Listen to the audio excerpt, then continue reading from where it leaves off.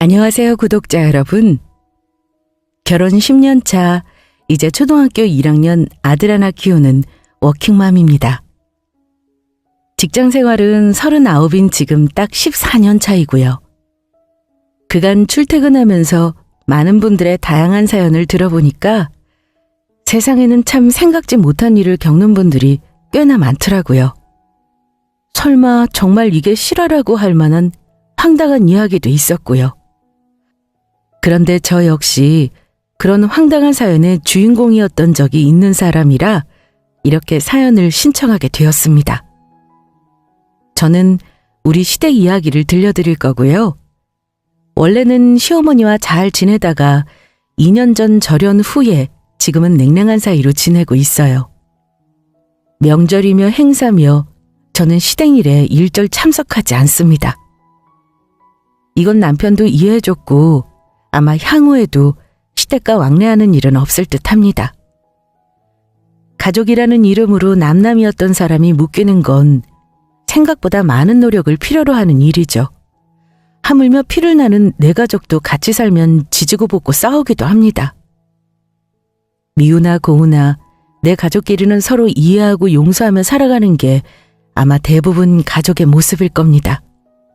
하지만 제가 시어머니에게 받은 부당한 대우는 남편과 사이가 나쁘지 않음에도 이혼을 생각할 정도로 심한 일이었습니다. 우리 가족이 거의 풍비박산이 날 정도로 어처구니 없는 일을 겪고도 아직까지 어머니는 본인이 저에게 한 행동을 사과하지 않으십니다.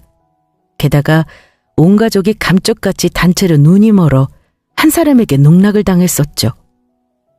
고부 사이가 그다지 나쁘지 않았던 제가 왜 지금은 시어머니와 연을 끊고 살게 되었는지 얘기하자면 결혼 초반부터 말씀을 드려야 할 듯하네요. 결혼 초반부터 우리 아들이 태어나고 자라는 동안만 해도 저랑 어머니는 딱히 사이가 나쁘지는 않았습니다. 뭐 살가운 사이라 할 수는 없었어도 저는 시부모님께 할 도리는 하고 살았다고 생각해요. 남편 형제는 경제적으로 조금 차이가 납니다. 시동생은 전문직이라 수입이 좋았던 반면 저랑 남편은 뭐 직업이 탄탄해도 월급이 많지 않은 직종이에요. 그런데도 어머니는 아들만 둘이라 제가 챙겨드리는 걸 처음에는 엄청 어색해 하시면서도 좋아하셨습니다. 결혼 첫 해에는 어머니 상을 직접 차려드렸고 다음에는 임신 중이라 제가 어머니랑 같이 백화점 가서 옷 한 벌 해드리고 같이 마사지 받고 네일숍에도 가고 그랬어요. 어머니는 아들 키우면서 한 번도 누려본 적 없는 일이라고 하셨습니다. 내가 며느리를 잘 보았는가 봐. 아들 키우면서 한 번도 이런 거 받아본 적이 없는데 네 덕분에 이런 호강을 하는구나. 오늘 고맙다. 어머니, 아들들이랑 대체 뭐라고 사신 거예요? 한 번도 아들이랑 백화점 와본 적도 없으시다고요? 백화점이 웬 말이니? 둘 다 고등학교 이후로는 나랑 마트도 안 가려고 했지. 딸 키우는 집에서는 다들 이렇게 하니? 이것뿐이겠어요, 어머니? 친정엄마랑 딸은 원래 각별하니까요. 어머니가 좋아하시니까 제가 앞으로 종종 이런 이벤트 해드릴게요. 며느리 덕에 이런 재미도 있으셔야죠. 그래, 맞다. 아무튼 나도 남들한테 며느리 자랑 좀 해도 되겠구나. 열아들보다 며느리 하나 있는 게 훨씬 좋지 뭐니. 아들들 키워봤자 소용없어. 다들 말도 없이 무뚝뚝하기만 하고 말이지. 어머니는 며느리로 인해 나름 문화 충격을 받으셨던 것 같아요. 어쨌든 좋아하시니 며느리로서 저도 좋았죠. 남편과 결혼할 때 저한테 말 안 되는 요구를 하신 분도 아니었고 굳이 사이가 나쁠 일도 없었기에 앞으로 살면서 잘해드려야겠다는 생각까지 했더랬습니다. 시어머니와 사이도 좋았지만 어머니가 저를 유독 신뢰한 부분이 있어요. 바로 금전적인 부분입니다. 제가 이 집에 와서 며느리로 지내는 동안 시댁은 말하자면 형편이 트였다고 할 수 있습니다. 제 덕에 시댁은 2번 이사를 하면서 부동산으로 차익을 좀 냈어요. 처음 5년 만에 부동산 차익 냈을 때 시어머니가 저를 다시 보시더니 나중에 제가 돈 굴리는 얘기하면 무조건 며느리 말대로 하신다는 분이셨어요. 당연한 말인 게요. 며느리 덕에 대출은 내셨지만 1억 넘게 돈 버셨는데 그럴만하죠. 하지만 처음부터 어머니가 며느리 말을 경청하신 건 아닙니다. 처음 결혼할 때는 가진 게 없어서 남편하고 꽤나 힘들게 시작했어요. 결혼할 때 아무것도 받은 거 없이 간소히 살림 시작했고 식장이나 신행 등 제가 소소히 챙겨서 결혼했고 친정에서는 집 보증금에 예단 정도 했고요. 처음 시작부터 빚이 있는 상태여서 바라는 거 없이 그냥저냥 간소히 아기자기하게 했습니다. 시댁에서는 작은 머리핀 하나 받은 거 없지만 어려운 형편이시기에 따로 바라지도 않았습니다. 그래서 시어머니도 며느리에게 바라는 거나 욕심은 안 부리신 듯해요. 저는 이게 어머니가 나름 좋은 분이라서 그런 줄만 알았는데요. 나중에 들어봤더니 중간에 남편이 알아서 전부 커트해버린 탓도 있었더라고요. 아무튼 우리 현명한 남편이 저 모르게 중간 역할을 아주 잘한 덕에 큰 소리 없이 결혼했습니다. 그렇게 결혼 후 서로 돈 벌어 빚 갚으며 오손도손 살아왔습니다. 둘 다 월급쟁이라 수입은 한정적이었지만 둘 다 경제에 관심이 많기도 했고 돈 버는 재주는 있었어요. 굳이 말하자면 돈 버는 재주가 있는 것은 저입니다. 차곡차곡 통장에 돈을 모으기보다는 적극적으로 투자 상품을 투자도 하고 재테크를 한 편입니다. 특히 부동산에 관심이 많았고요. 그러다가 결혼 2년 만인가 처음 남편과 저 대출 끼고 집 산다 했을 때 시어머니가 난리치며 반대했었어요. 그동안 저랑 큰 문제 없이 지내왔는데 우리 부부가 집 산다는 소리에 그렇게 쌍수를 들고 반대를 하실 줄은 몰랐습니다. 반대한 이유는 단순했어요. 빚을 내면 큰일 난다는 것이었죠. 아마 억소리 나는 대출에 시어머니가 겁이 나셨던 것 같습니다. 너희 미쳤니? 억소리 함부로 하지 말어. 그러다가 억하고 죽는다. 니들 돈을 더 모아서 집을 사고 사야지. 왜 그리 대출 내는데 겁이 없니? 애미 네가 그러자고 했다며? 나는 반대다. 이제 곧 애도 태어나는데 돈 들어갈 일이 얼마나 많겠어. 그 빚을 어찌 감당하려고 억대 빚을 낸다는 거야, 응? 내 아들 허덕이며 사는 꼴 못 봐 나는. 영남이처럼만 번다면 내가 무슨 걱정이겠니. 둘이 월급 합쳐도 영남이 하나 버는 것보다 못한데 그런 빚을 내?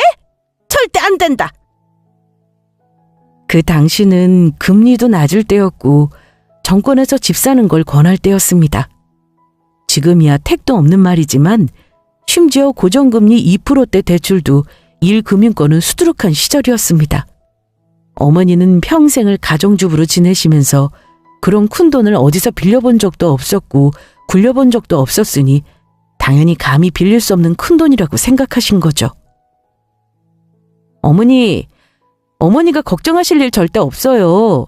저희 그 집 사서 눌러 살 생각 아니거든요. 원래 금리 낮을 때는 대출을 내야 돈 버는 거라고요. 집으로 돈 벌려면 이 정도는 감수해야 하는 거고요.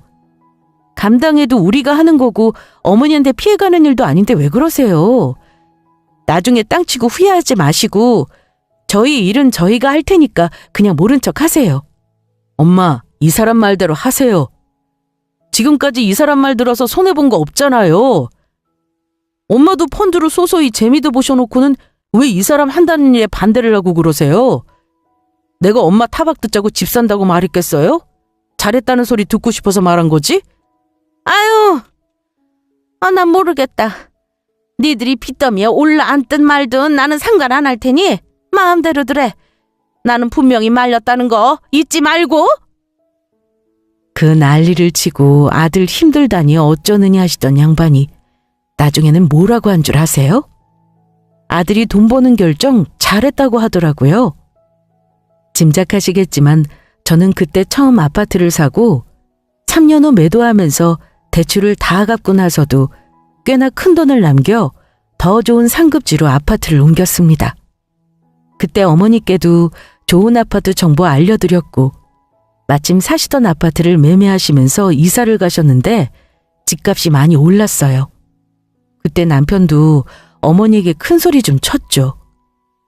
살면서 동생이 형보다 잘난 덕에 은근히 신경 쓰이고 존심 상할 때 많았는데 마누라 잘 만나서 다 극복했다면서요. 어머니 역시 제 덕분에 돈 재미 좀 본 후로는 저에게 돈 문제만큼은 찍소리 안 하시게 되었습니다. 아이 낳은 뒤로 형편이 점점 나아지면서 어머니께 드리던 용돈도 조금 더 드릴 수 있게 되었고요. 물론 아무리 돈을 벌었다지만 아이 키우면서 살다 보니 큰 돈을 드리지는 못했어요. 그래도 제가 시댁에 큰 도움을 준 건 사실이라 어머니는 저에게 더욱 싫은 소리를 못 하셨던 것 같습니다. 우리 시댁이 명절 차례는 물론이고 제사도 1년에 3번이 있는 집입니다. 저는 친정도 제사를 지내기 때문에 제사 문화 거부감은 없어요. 결혼하기 전에는 동생들과 친정엄마 일 돕는 게 당연했고 워낙 어릴 때부터 하다 보니 음식 만드는 것도 익숙합니다. 제사 문화가 집집마다 달라 배워야 할 것 말고는 시어머니는 딱히 저에게 할 게 없다고까지 하셨습니다. 어머니랑 손발이 잘 맞으니 저도 이러면서 타박 들은 기억은 거의 없네요. 어머니에게 요리 배울 때야 뭐 이런저런 잔소리 듣는 거야 당연하지만요. 이렇듯 큰 문제 없이 지냈던 고부 사이였고 제가 며느리 되고 나서 집안 분위기 좋아졌다며 시아버지도 좋아하셨어요. 하지만 문제없는 집안 없는 거 아시죠? 이걸 문제라고 해야 할지 모르겠는데 아무튼 지금 와서 생각하면 사람 인성이나 됨됨이도 자기 미래를 결정하는데 참 중요한 요소인 것 같습니다. 왜 이런 말을 하냐면요. 남편 동생, 그러니까 시동생이 시댁에서는 좀 문제였습니다. 다른 집처럼 도박이니 주식이니 하면서 돈 날리고 망나니 짓을 해서 문제라는 게 아니에요. 뭐랄까, 우리 시동생은 저보다 1살이 어립니다. 공부도 잘했다고 남편에게 들었고 전문직이기도 해서 시어머니는 늘 작은아들 자랑을 입에 붙이고 사십니다. 사실 큰아들이랑 큰 며느리 자랑은 어디 가서 많이 하시는 편은 아니었어요. 아무튼 이 시동생이요. 잘났고 돈 잘 버는 건 좋은데 조금 못돼 처먹었습니다. 한마디로 개인주의? 이런 성향이 강해요. 자기는 솔로에 이미 집도 예전에 사놓았고 우리보다는 더 여유로운 형편이면서 늘 형은 장남이니까 더 많이 해야 하고 부모님을 부양해야 하는 의무도 있다며 대놓고 말하는 사람이에요. 돈도 많다면서 자기 조카에게 장난감 하나 사준 적도 없어요. 이기적인 면이 있다는 걸 알고 있었고 시동생은 앞으로도 나와 가까이 할 수 없는 당신이 되겠구나 하고 생각은 하고 있었습니다. 게다가 성격이 굉장히 까다롭습니다. 나이 35이 다 되도록 모쏠이라는 말 듣고 엄청 놀랐는데 가족으로 지내면서 알았습니다. 우리 시동생은 보통 여자가 감당할 수 있는 성격이 아니라는 걸요. 시어머니는 시동생에게 여자 좀 소개하라고 난리셨는데 제가 2번 소개팅을 주선하기도 했어요.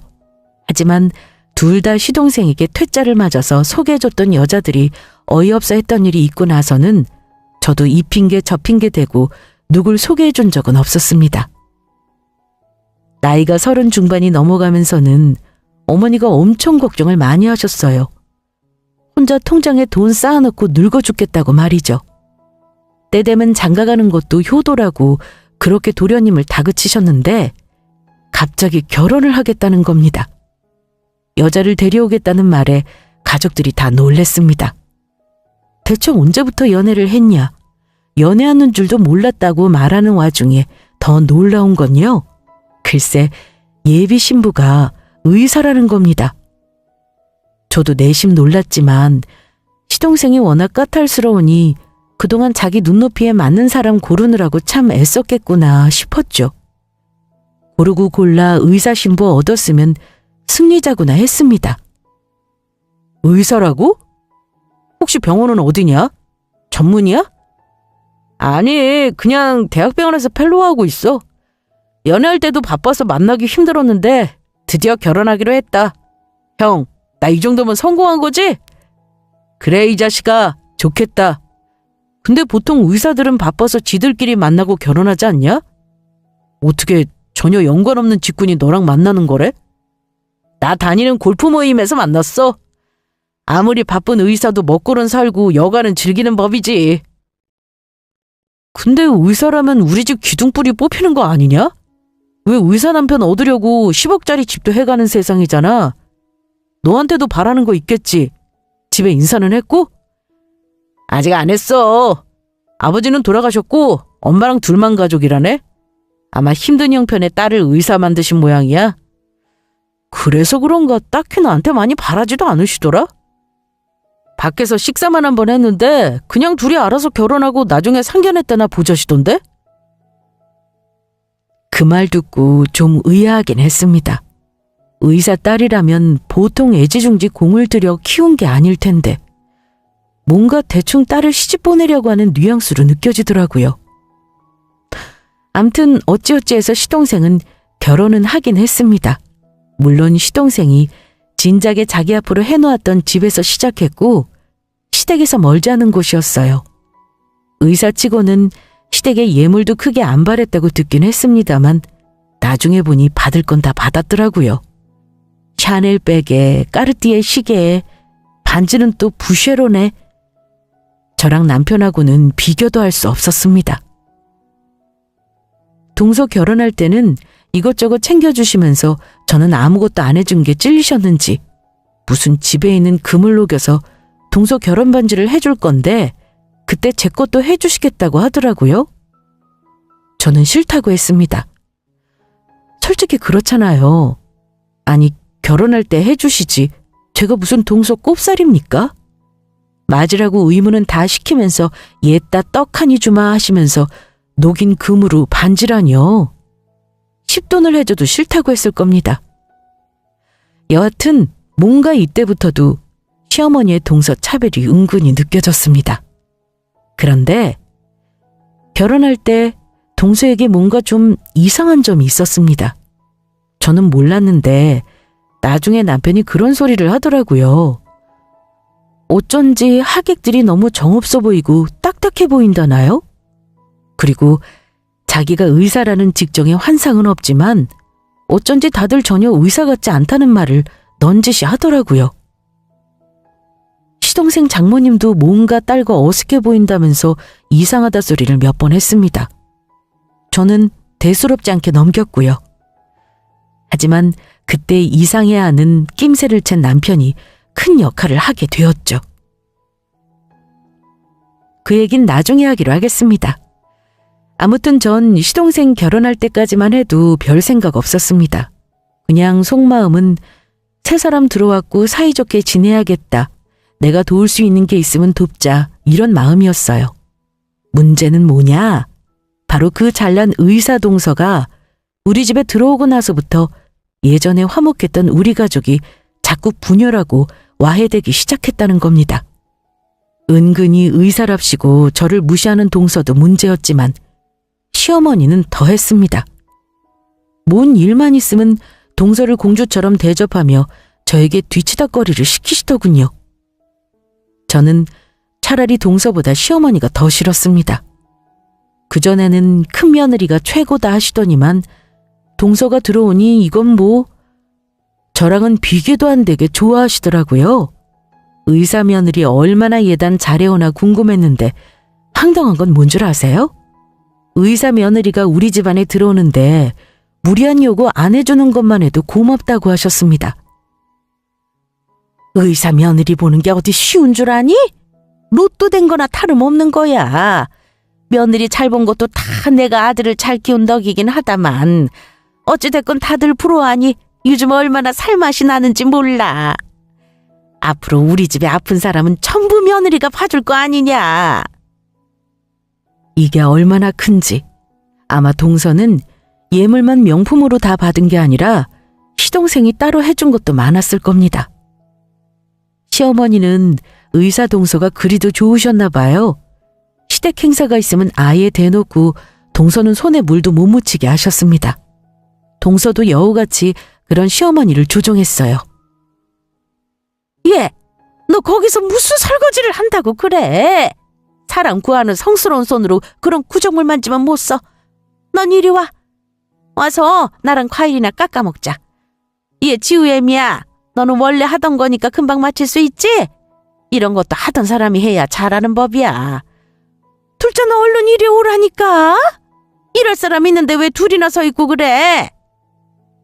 시어머니가 그러시면 제가 못되게 가지 말라고 할 수 없는 노릇인지라 동서에게 어머니 말대로 하라고 합니다. 그래 동서, 금방 하니까 어머니 말대로 해. 저리 가서 쉬고 있어. 그럼 동서는 은근히 제 편을 드는 척 하면서도 손은 이미 장갑을 벗고 있습니다. 어머니 참, 왜 저러시죠? 저 곤란하게. 형님께 미안해서 그러죠. 미안할 거 없어. 여기 있으면 더 유난 떠시니까 그냥 가. 어머니 말대로 늘 하던 일인데 뭐 난 괜찮아. 이런 일이 다반사였습니다. 명절에 동서는 친정에 안 가더라고요. 지방에 엄마가 계시고 병원 당직 때문에 바쁘다면서요. 그래서인지 명절이니 시댁 행사에도 안 오는 날이 더 많았습니다. 하지만 저는 친정 부모님이 가까운 데 계시면서 손주를 봐주시기까지 합니다. 아무리 가까워도 명절에 친정은 당연히 가야 하는 거죠. 그런데 시어머니는 동서는 친정에 안 간다는데도 의사라 환자 보느라 힘들다고 빨리 집에 가라고 등 떠밀어 보내시면서 저에게는 시 외가도 들렀다 가시라고 하십니다. 당연히 기분 나쁘죠. 결혼해서 그때까지 매번 명절마다 시댁에 와서 며느리 돌이랍시고 할 도리 다 하고 친정 간다 해도 군말 없이 보내주시던 시어머니였습니다. 그런데 동서가 시집 오고 나서는 제가 친정에 가는 걸 그렇게나 고가워하시더라고요. 지우애미야, 너는 네 동서가 명절마다 친정도 못 가고 저리 고생하는데 안쓰럽지도 않냐? 어찌 꼬박꼬박 친정 갈 생각을 하는 거냐? 응? 둘째가 얼마나 서운하겠어. 앞으로는 너만 친정 가겠다고 유난 떨지 말어라. 형님 동서지간에 왜 그리 정없이 구는지 원. 어머니는 도련님네 일은 직접 발로 뛰며 챙기면서도 우리 딸을 봐주시거나 맞벌이로 바쁜 거 아시면서도 밑반찬 한번 해주신 적 없었습니다. 저 결혼하고 애 낳고 키우는 동안에도 그런 부분은 잘 안 챙겨주시는 분이셨기 때문에 저는 어머니가 원래 그러신 줄 알았는데 나중에 동서네 집으로 반찬이며 공국이며 해 나르는 거 보고 참 서운하기도 했습니다. 그렇게 도련님네 돈 잘 번다고 자랑하시면서도 두 사람이 돈이라도 쓸라 치면 한사코 만류를 하셨습니다. 뭐 가령 가족 모임이나 식사 때 저희가 마시는 고기라도 사드릴라 치면 꼭 부르셔서는 그 집 부부 식사비까지 계산하게 시키셨어요. 웃긴 건 뭔 줄 아세요?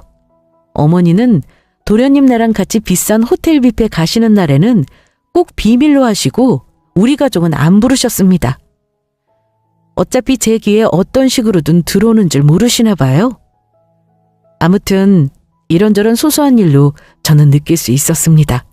시어머니는 동서가 들어온 뒤부터는 완전히 동서에게 모든 걸 올인하고 계시다는 걸요.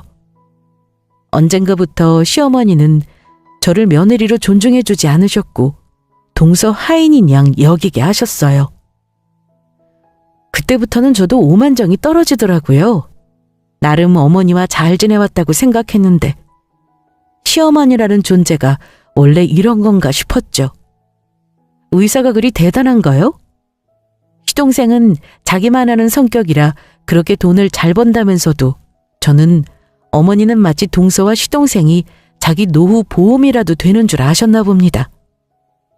아마 동서가 의사니 용돈도 많이 주는 듯 했어요. 내가 둘째 들어오고 나서 얼마나 사는 게 풍족해진 줄 아니?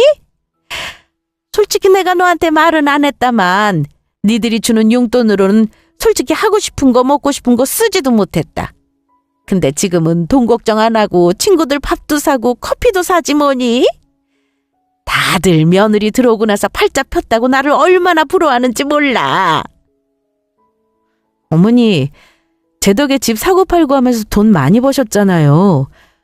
아버지도 아직 돈벌이 먹고 살 만큼 하시는데 무슨 아들이 용돈 적게 줘서 빠듯했다는 소리를 하세요.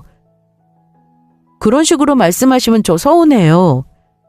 어머니도 아시지만 저희도 넉넉하지 않아도 최선을 다해서 드린 건데요. 누가 너한테 돈 적게 줬다고 타박하지? 내 말은 어쨌든 네 동서가 나한테 잘하니까 너도 너무 나석에 굴지 말고 잘 지내라 이 말이야. 안 그래도 요즘 둘째가 힘든지 예민한 데다 애도 안 들어서서 신경 쓰이나 봐. 키우나면 내가 다 키워줄 텐데. 암튼 그런 줄 알고 너도 형님으로서 너그럽게 굴어. 그 말 들으니까 어머니가 왜 그리 동서에게 잘해주고 공을 들이는지 알겠더라고요. 돈 잘 버는 의사 며느리가 용돈을 많이 주는 데다 나중에 어머니 노후를 돈 잘 버는 시동생 내외가 분명히 책임져 주실 줄 넘겨짚고 계셨던 거죠. 고민도 안 하고 아이를 봐주겠다니요. 제가 아이 어릴 때 한창 힘들 때도 어머니는 아이를 봐주신 적이 없는 분이세요. 그런데 저렇게 아이 봐준다는 말을 쉽게 하시는 양반인 줄은 몰랐네요. 그때부터는 저도 그동안 시댁에 철철히 해드렸던 선물과 각종 노동을 서서히 끊어버렸어요. 막장스럽게 대해드린 것도 아니고 잘해드리려고 나름 노력했는데 왜 기분 나쁠 정도로 동서에게만 신경을 쓰신 건지 모르겠더군요. 어머니 달라진 태도는 남편도 눈치챘고 중간에서 어머니에게 몇 번 그러지 마시라 얘기한 걸로 알아요. 나중에는 남편과 어머니가 언성 높이면서 다투기도 했습니다. 남편은 자기 차별하는 건 참고서라도 마누라가 무시당하는 꼴은 못 본다면서 계속 이러면 앞으로 자기 집 일에 신경 안 쓰겠다고 엄포를 놓기도 했어요. 하지만 어머니는 달라지지 않았습니다. 시어머니 차별은 참을 수 있었습니다. 동서가 의사라서 좋고 다 해주고 싶다고 하시는데 어쩌겠습니까? 문제는 그게 아니었어요. 어쩐지 저는 동서가 늘 마뜩찮았습니다. 왜냐면 말할 때 뭔가 사람을 홀리는 게 있어요. 좋은 뜻이 아니라 늘 동서와 뭔 대화를 하고 나면 이게 맞나 싶은 적이 많았어요. 게다가 동서가 시집와서 1년 다 돼가면서 이상한 점이 한두 개가 아니었습니다. 무슨 말이냐면 동서는 분명 의사라고 했는데 시어머니도 그렇고 시동생도 그렇고 동서가 일하는 병원에 가본 적이 없다고 하더라고요. 종합병원 펠로우라면 혹시 가족들이 입원할 일이 있으면 도움받을 수 있을 텐데 말이죠. 심지어 시어머니가 무릎 수술을 해야 해서 동서 일하는 병원에 진료를 보겠다고 하니 동서는 펄쩍 뛰면서 이런 말을 하기도 했습니다. 어머니, 그럼 제가 곤란해서 안 돼요. 제가 일하는 병원인데 가족이 환자로 있다고 생각해 보세요. 오히려 주변에서 무슨 특별 대우나 하지 않을까 눈에 불을 켜고 본다니까요? 제가 더 챙겨드리지도 못해요. 그냥 마음 편히 다른 병원으로 가시는 게 나아요. 제가 잘 아는 정형외과로 알려드릴게요. 여보, 그래도 우리 엄마가 당신 있는 병원에서 수술하는 게 좋지 않아? 나도 의사 친구들 몇 명 있어서 알아. 자기 엄마 병원 갈 일 있으면 꼭 자기 있는 병원으로 모시던데? 우리 엄마 그냥 당신 병원은 입원할게. 이럴 때 며느리 덕 좀 보는 게 어때서 그래? 그래, 맞다, 아가. 나도 다른 병원 싫어. 나도 의사 며느리 덕도 보고 자랑 좀 하면 안 되겠니? 하지만 동서는 너무한다 싶을 만큼 차갑게 딱 잘라 거절하더라고요. 아니요, 어머니. 제가 곤란하다니까요. 다음번에 혹시 다른 일로 병원에 올 일 있으시면 그때는 편히 봐드릴게요. 근데 친정도 아니고 시가 식구들이 제 직장에 와서 신경 쓰이게 하는 건 저 너무 싫어요, 어머니. 저 분명 말씀드렸어요? 굳이 저렇게 싫다고 할 건 뭐 있나요? 저는 셋이 신랑이 하는 모습 보면서 동서가 좀 너무하다 싶었는데 어머니는 동서의 단호함에 기가 눌리셨는지 결국 동서가 일하는 병원 말고 다른 곳에서 수술을 하셨습니다. 근데 어머니가 무릎 수술하면서 간병비랑 병원비가 좀 많이 나왔어요. 남편이 시동생이랑 알아서 부담한다길래 저는 그런 줄 알았습니다. 그런데 남편이 와서 이상한 소리를 하더라고요. 여보, 진짜 황당하다. 오늘 내가 영남이한테 어머니 병원비 얘기 꺼냈더니 뭐라는 줄 알아? 무슨 말을 들었길래 그래? 글쎄 돈이 없대. 아니 이게 말이 되는 소리야? 집 있고 외제차 끌고 다니는 놈이 글쎄 돈이 없대. 이번만 나더러 부담해달라는 거야? 뭐? 돈이 없다니. 지나가는 개가 웃겠다. 둘 다 직업이 전문직인데 돈이 없다고? 그러니까 말이야. 대체 무슨 일인가 싶어서 캐물었더니 글쎄 어디다가 투자를 했다잖아. 그것도 재수 씨가 아주 돈을 다 끌어모아야 한다고 했다나 봐. 그래서 있는 돈 없는 돈 다 어디 투자회사인지 그룹인지에 넣었다는데 세상에 아무리 수익이 확실하다고 해도 가진 연차를 죄다 쏟아부는 멍청이가 어딨냐고. 그것도 재수 씨 말만 믿고 그럴 수가 있는 거야? 아휴 답답해서 정말. 어머 정말 이상하다. 동서는 의사 노릇만 해도 바쁜 사람 아니야? 근데 서방님 돈을 전부 그런 데 넣으라고 했다고? 여보, 둘 다 세상 똑똑한 사람들이잖아. 이건 말이 안 된다. 쓸돈도 없이 다 털어놓다니. 투자를 뭣도 모르는 나도 그런 짓은 안 해. 아무래도 안 되겠다. 암튼 당신은 당분간은 모른 척해. 내가 나름대로 알아봐야겠어. 내 동생이 저만 알고 이기적인 구석은 있어도 어쩌겠냐. 그래도 가족인데. 머리만 좋았지 아무래도 헛똑똑인 것 같아서 걱정이다 걱정. 남편이 하는 말을 들으니까 저도 걱정이 되긴 마찬가지였습니다. 그렇게 한동안 남편이 열심히 뭘 알아보길래 그런가 보다 했죠. 그런데 불과 일주일도 안 된 어느 날 얼굴이 아주 사색이 되어 집에 들어왔더라고요. 한숨을 푹푹 내쉬면서 담배 쩐내가 진동을 하길래 제가 먼저 물었습니다. 여보, 당신 얼굴이 왜 그래? 무슨 일 있어? 지호 엄마, 놀라지 마. 내가 오늘 뭘 알아낸 줄 알아? 나 참, 어떻게 사람을 이렇게 감쪽같이 속일 수가 있지? 어떻게 이럴 수가 있느냐 말이야. 어이없어 하면서 차마 말도 못하길래 뭔가 단단히 잘못됐나 싶었습니다. 무슨 일이냐면 남편을 다그쳤는데 저도 남편이 하는 말을 듣고 뒤로 넘어갈 뻔했습니다. 아, 재수 씨 말이야. 여보, 다 거짓말이더라. 의사, 웃기지 말라 그래. 대체 어디서 굴러먹다가 우리 집안에 하필 시집을 온 건지. 그년 의사 아니래. 내가 재수 씨 일한 날은 종업병원에 사진까지 가져가서 물어봤어. 김유진이라는 이름 가진 의사 거기 없다더라. 흔한 이름인데 간호사 중에도 동명이인조차 없대. 대체 그 여자 뭐야? 의사라고 속이고 상견례매 결혼식까지 한 거라니까? 뭐? 그게 사실이야? 동서가 의사가 아니라니. 동서가 의사가 아니면 대체 뭐 하는 사람인데? 당신 정말 확실한 거야? 충격적이게도 동서는 의사가 아니었고 그 병원에서도 근무한 적도 하지도 않은 사람입니다. 그러니까 정리해보면 동서는 의사를 사칭하고 우리 시동생에게 접근해서 결혼까지 했다는 거죠. 참 대단하지 않나요? 그렇다면 의사딸 아깝다며 상견례 자리에 나오고 결혼식에서 눈물까지 찍어가면서 애틋한 모습을 보여준 그 사람도 가짜고 결혼식장에서 남편이 이상하다고 했던 하객들도 다 가짜라는 거였죠. 더 알아봐야겠지만 의사가 아닌 거 확실해. 그러니까 우리가 병원에 간다는 말만 하면 아주 난리를 치고 못 오게 한 게 아니었어. 황당하다. 이걸 어떻게 하냐 여보? 뭘 어떻게 해. 당장 당신 어머니한테 알리고 당신 동생한테도 말해야지. 그러고 보니 불안하다. 있는 돈 털어서 동서가 투자하자고 했다며. 혹시 동서 결혼하고 나서 돈 빼돌리고 이혼하는 사기꾼 아니야? 아무래도 그런 것 같아. 어떻게 우리 가족한테 이런 일이 있냐? 일단 내일 우리 차례 준비하러 어머니 댁 가야 하잖아. 동서도 올 테니까 상황 봐서 그때 터트리자. 다음 날 저는 애써 모른 척하고 시댁에 가서 일을 해야 했습니다.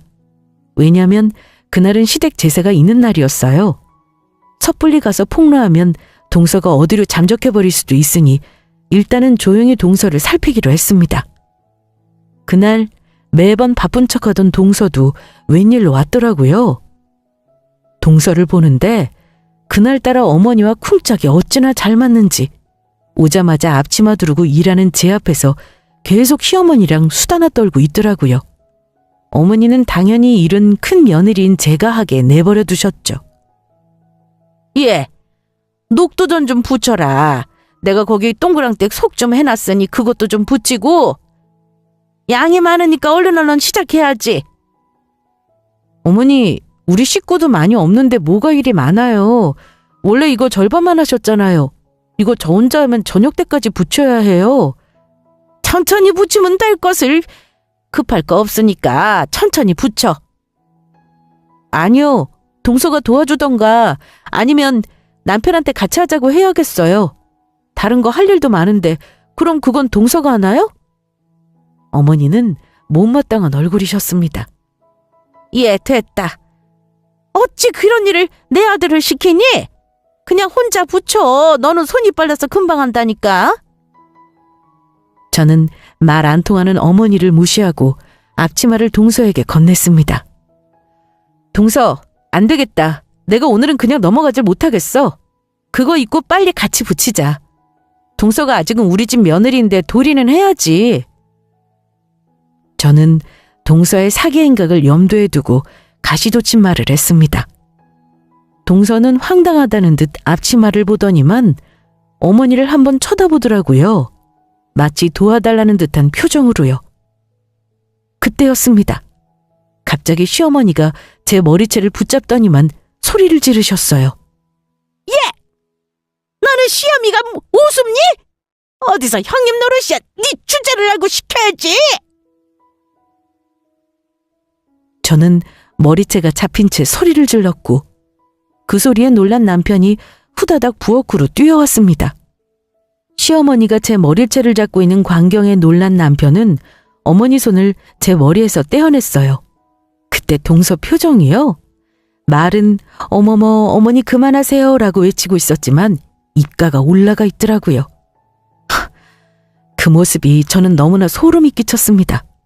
동서는 시어머니에게 머리채 잡힌 저를 비웃고 있었습니다. 어머니, 정말 왜 이러세요? 어머니가 진짜 머리채 잡을 사람은 우리 집사람이 아니라고요. 그게 무슨 소리야? 내가 둘째 며느리 머리채를 잡아야 한다는 거니? 나한테 이렇게 잘하는 애를? 동서 표정은 여전히 의기양양했죠. 그때 도저히 못 참겠는지 남편이 알아낸 모든 사실을 털어놓았습니다. 잘하기는... 엄마가 그렇게 사랑에 맞지 않는 재수씨요. 의사가 아니라고요. 내가 오늘 말하려고 하긴 했지만 조용히 처리하려고 했는데 이 꼴 보니 더 이상은 못 참겠네요. 엄마는 둘째 며느리 단단히 잘못 알고 계신다고요. 영남이가 있는 돈 없는 돈 전부 재수씨가 투자하자는 대로 꼬라박았길래 이상해서 뒷조사 다 해본 거예요. 여기 이 여자 의사 아니에요, 엄마? 어머니도 어머니지만 옆에 있는 동서는 얼굴이 아예 하얗게 질렸더라고요. 그런데요, 시어머니에게 남편이 알아낸 사실을 말했는데 어머니 반응은 예상 밖이었습니다. 처음에는 전혀 믿으려 하지 않으셨어요. 야, 니들은 왜 멀쩡한 사람을 모함하니? 그네 너도 그렇고 둘 다 아주 똑같구나. 의사를 거짓말하는 사람이 세상 천지에 어디 있어? 둘 다 개소리 말어. 남편은 동서가 의사가 아니라는 말을 안 믿는 엄마에게 결국 언성을 높였습니다. 엄마, 우리가 뭐 하자고 그런 짓을 하겠어요. 내가 설마 아니 동생 못 살길 바라겠냐고요. 영남이 그놈이 돈을 깡그리다 어디다가 투자까지 했다길래 내가 뭔가 이상하다 싶어서 병원까지 직접 찾아가 물어봤다고요. 아우, 됐다. 나는 네 말 안 믿어. 뭔, 동생이 좀 잘 살고 나한테 잘하니까 이런 식으로 동생 부부를 험담하고 잘하는 짓이다. 꼴 보기 싫으니까 둘 다 가. 보다 못한 제가 그랬어요. 어머니, 정 못 믿겠으면 지금 바로 병원에 전화해 볼게요. 직접 물어보죠. 그리고 어머니, 저야말로 어머니 말씀 너무 서운하네요. 저는 그래도 혹여 동서 때문에 우리 가족이 피해 입을까봐 바로 달려온 건데 이간질이라뇨. 사실 확인만 하면 저도 나머지 일은 신경 안 쓸 거예요. 그러니까 어머니도 확인을 해보고 타박하세요. 아이고, 일을 어쩌니. 일을 대체 어쩌면 좋아. 털썩 주저앉은 어머니는 땅까지 치시면서 곡소리를 내셨습니다. 동서 역시 당황했는지 어머니를 달래더라고요. 어머니, 지금 저 말 믿는 거 아니죠? 절대 아니에요. 아무리 간이 큰 사람도 의사라고 속이고 결혼한다는 게 보통 일이냐고요. 절대 아니에요, 어머니. 하지만 전화까지 하고 난 후라 어머니는 그제야 남편 말을 믿는 눈치였습니다. 곧이어 어머니는 눈물을 뚝뚝 떨구시더니만 영훈아, 지금 그게 문제가 아니야. 내 돈 어쩌니? 어? 얼마 전에 나도 둘째가 투자를 얘기하길래 있는 돈을 거의 줘버렸단 말이야. 매달 이자 준다고 하더니만 용돈으로 퉁치길래 걱정이었는데 아무래도 그년이 내 돈을 빼돌린 것 같아. 내 돈부터 찾아줘, 아들. 그 돈이 무슨 돈인지 알지? 니들 덕에 번 돈이야. 내 노후 자금이라고. 그도 없어지면 어쩐다니, 어?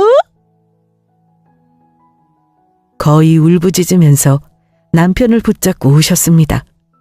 저는 안타까웠지만 한편으로는 답답하고 한심했습니다. 뭐라고요? 엄마도 그년한테 홀려서 털렸어. 대체 어쩌자고 그런 큰 돈을 덜컥 주냐고요. 아무리 재수 씨가 의사라지만 그걸 믿어요? 돈만 줬으면 문제가 아니지. 어쩜 좋아, 영훈아. 이 집은 어쩌니? 어? 내가 이 집 담보까지 잡혀서 대출받은 게 있단 말이야.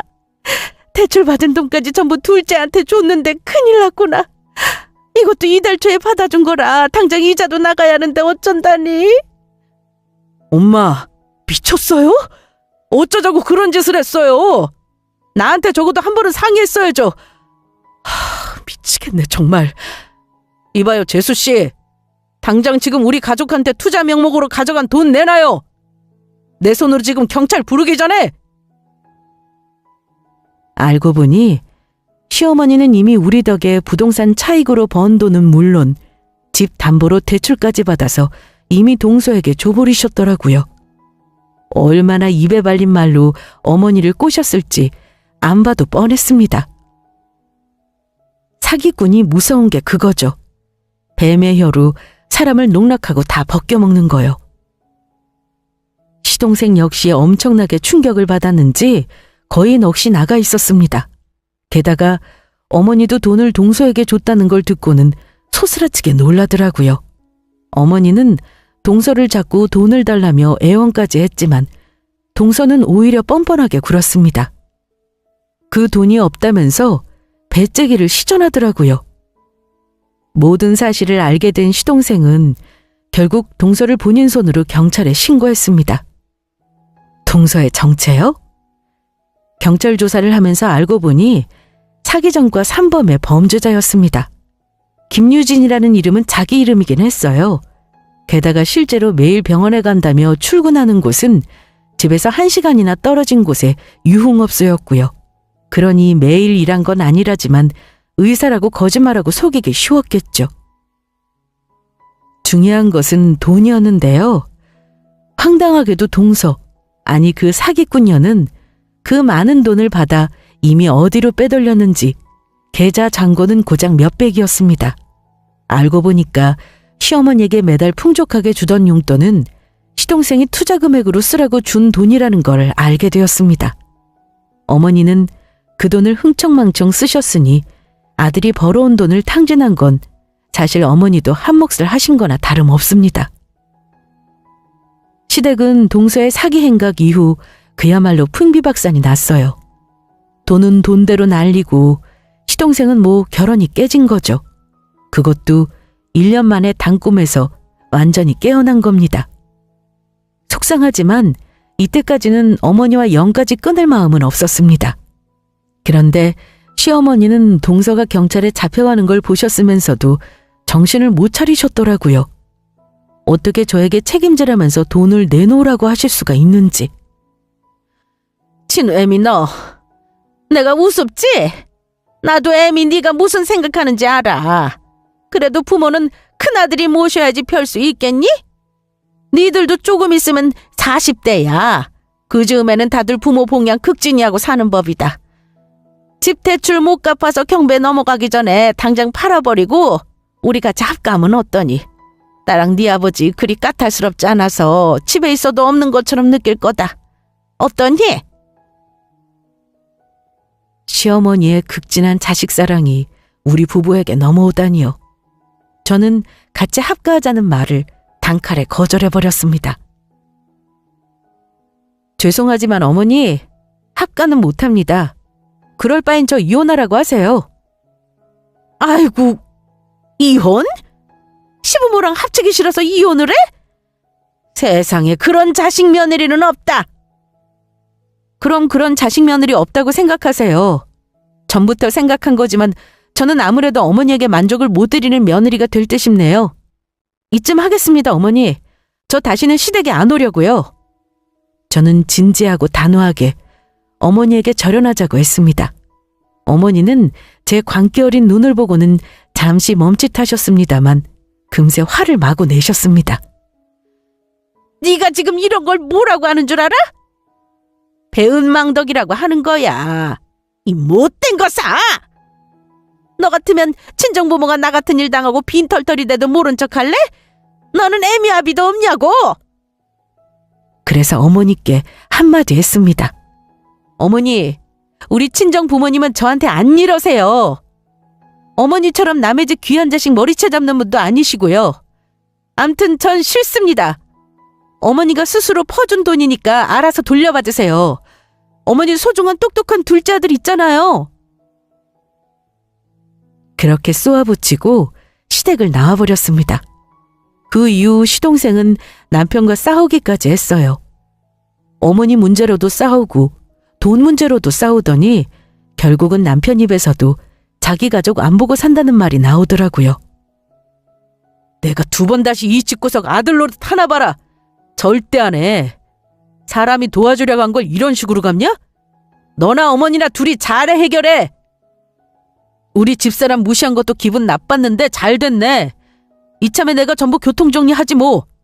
우리 얼굴 보고 살지 말자. 저도 저지만 남편이 자기 식구 안 보고 산다고 말한 건 또 다르더라고요. 아무래도 며느리가 먼저 절연한다고 하면 남편과 불화도 생길 수 있고 불편한 상황이 꽤나 많으니까요. 결국 시동생이 당한 결혼 사기극은 동서의 구속과 이혼, 그리고 시가 식구들이 금전적인 피해를 보는 것으로 마무리되었고 그참에 우리와는 절연하게 되었습니다.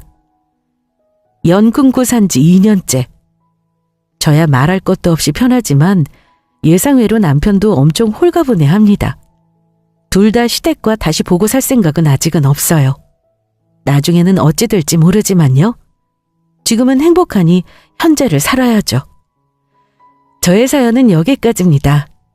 구독자분들은 어찌 생각하시는지, 이대로 연을 끊고 사는 게 맞는지 자유롭게 댓글로 조언해 주시면 좋겠습니다. 감사합니다.